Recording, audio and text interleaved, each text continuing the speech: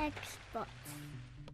How's it going? This is Ricardo, and in this video I'll show you how to remove a solid-state drive from a Dell Venue 11 Pro version 7140. If you're looking for parts for this laptop, go to our website and use this coupon for a 5% off discount. Pry open SD card door with a thin object. Now remove base cover screw. Using the access point, pry up, unsnap, and remove the bottom cover. Now unplug battery cable. Next, unscrew and remove battery.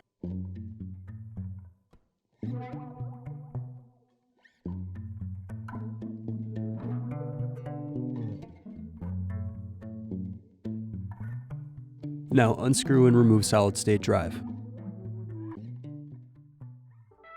Thanks for watching. Don't forget to like and subscribe if you enjoyed this video. And if you need more, check out this playlist to watch other tutorials for your laptop. You can also click here to find parts for your laptop at partspeople.com.